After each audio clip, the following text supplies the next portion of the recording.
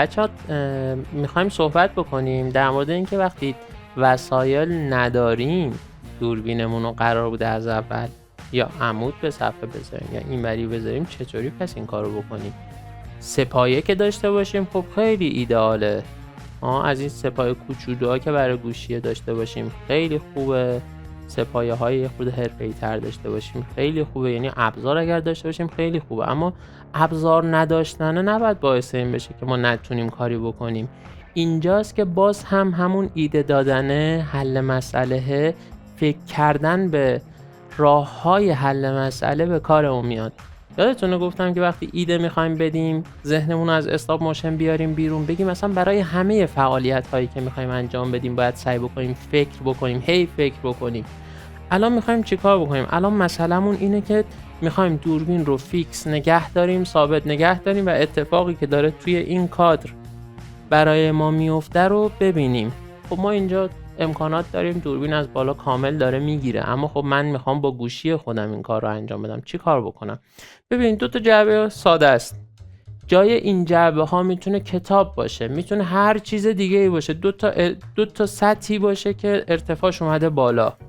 تو خونمون انواع و اقسام این وسایل هست، پس برید بگردید اطراف ببینید چی پیدا میکنید. وقتی اینا رو گذاشتیم الان نیاز داریم به یه المانی که بیاد روی این دوتا قرار بگیره. هممون توی خونمون احتمالاً تی، جارو و همه چی داریم. الان دسته تیه که من از خونه آوردم. نگاه کن، الان نگاه میکنم میبینم که خب این ارتفاعش به هم نمیخوره. ببینید میتونم یه کاری بکنم که این بیاد بالا هم ارتفاع بشه. نگاه میکنم ببینم اطراف چی دارم، میبینم که یه تایمی من یه چیزی داشتم برای فیلیپ بوک، اینو میذارم، خب ارتفاعش تا حدودی درست شد. حالا یه خورده دیگه بخوام یه چیز دیگه میذارم، این ارتفاعشو درست کنم، پس ارتفاع درست کردن مشکلی نداره. چیکار میکنم؟ یه چسب کاغذی برمیدارم، هر چسبی که بخوایم میتونیم استفاده بکنیم دیگه، خیلی راحت اینو میچسبونیم، کامل فیکسش میکنیم. من الان دیگه خیلی نمیخوام چسب بزنم که زمان اون بره، اما خب طبیعتا دیگه شما کامل میفهمید داریم چی کار میکنیم دیگه. فرض میکنیم این ور کامل فیکس شد، این ور کامل فیکس شد. ببین حتی اینا رو هم ما میتونیم فیکس بکنیم، یعنی باز هم میتونیم چسب بزنیم و این کامل فیکس باشه. یادمونم نرفته که کادرمون این کادر دیگه، پس هرچی تو این حواشی باشه برامون مهم نیست، هرچی اینجا باشه مهم نیست. اینم که مهم نیست چون دوربینمون قراره وصل بشه. خب این گوشی ماه، خب راحت میتونیم اینو اینطوری با چسب بچسبونیم بهش. حالا با هم بازم نگاه میکنیم دیگه. تو این مرحله نباید از چسب مثلا مضیقه بکنید، تا میتونید چسب بزنید که کامل فیکس بشه. چرا؟ چون برامون خیلی مهم بود که دوربینمون ثابت باشه.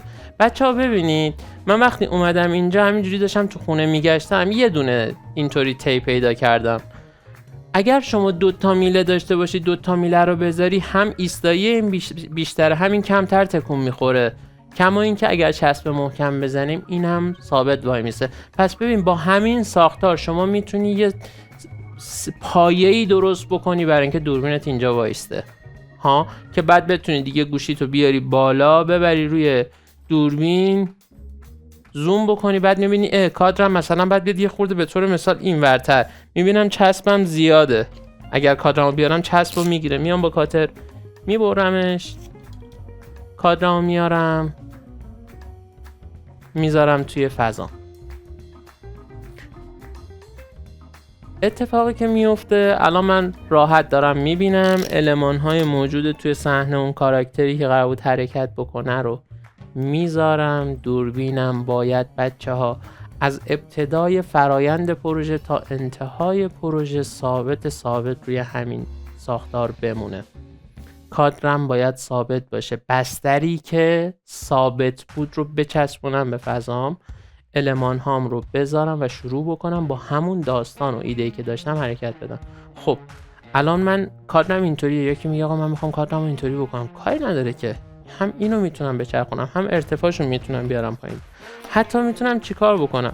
میتونم بگم شونه تخم مرغ دارم، میتونم بگم جعبه مثلا دستمال کاغذی دارم، چیکار بکنم؟ بگم خوشونه تخمو جعبه دستمال، این چیزایی که عرفه دیگه، توی همه خونه هامون هست. این میتونه اینجا قرار بگیره، میتونه چسب بخوره، یعنی چسبه رو حتما بذارید. چسب میخوره خیلی راحت، ما این رو داریم و هر آنچه که توی صحنمون توی روبرو بود رو میتونیم توی تصویرمون ببینیم. پس اصلا کاری نداره درست کردن یک سری وسایلی که بتونه دوربینمون رو ثابت نگه داره. یادتونه برای حل مسئله قبلی ست به ست ایده رسیدیم، یا ایدمون خیلی جذاب بود، گفتیم دوربین اینطوری خب بابا میشه اینو اینطوری گذاشت، اصلا این جا نمیره، میتونم ببرمش دقیقاً اندازه چیزی که دارم، گوشی که دارم، اینو ببرم بدمش بره تو گوشی، بره این تو قرار بگیره. ها اگر میخوام مثلا همچین زاویه‌ای دوربینم بگیره، میتونم یه چیزی پشتش بذارم این زاویه بگیره. ها یه چیزی اگر بذارم پشت این بیاد بالا، زاویه میگیره. فقط یادمون باشه همه این کارا رو کردیم، کادرمون رو که بستیم، تمام المان هایی که به دوربینمون وصل رو فیکس چسب بزنیم به چسب به بسترمون.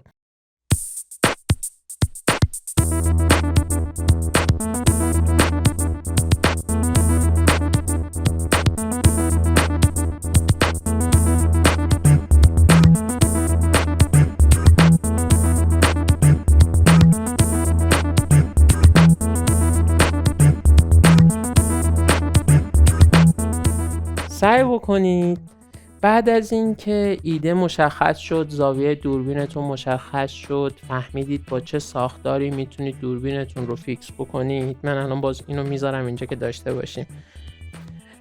وقتی فهمیدیم چطوری فیکس میشه، دوربینمون چه زاویه‌ای رو داره میگیره، این فضا رو کاملا چسب بزنیم به بستر، بچسبه، محکم وایسته. همونطوری که بهتون گفتم که اگر مثلا یه دفعه دستتون بخوره المان ثابت توی کادرمون تکون بخوره، خیلی برامون سخت میشه برگردوندن به همون شرایط قبل. سعی بکنید محکم کاری ها رو اول انجام بدید. چرا؟ چون استاپ موشن اینطوریه که شاید شما یه دفعه 1000 تا بخواید عکس بگیرید، 500 تا بخواید عکس بگیرید. اگر یه دفعه شرایط صحنتون عوض بشه، اون 200 تا عکس قبلیه خیلی حیفه که بخواید بذارید کنار و دوباره از ابتدا شروع بکنید. فرض بکنید یه دفعه مثلا حواسمون نیست، یه بچه‌ای میاد اینا رو اصلا شروع میکنه، من کلی علامتم زدم، تمیزش میکنه، اینو تکونش میده، اصلا من عکسم ببینم خیلی سخت میتونم برسونم به اون ساختار.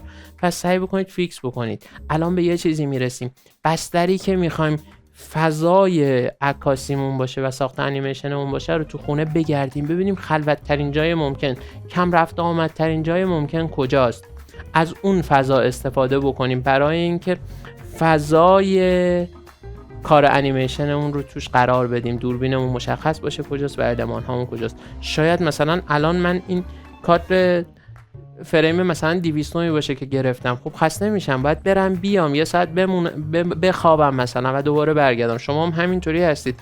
مطمئن باشم که هیچ دستی به این نمیخواد، کاملا فریزه. وقتی برگشتم دوباره میتونم با همین ساختار ادامه روندمو برم.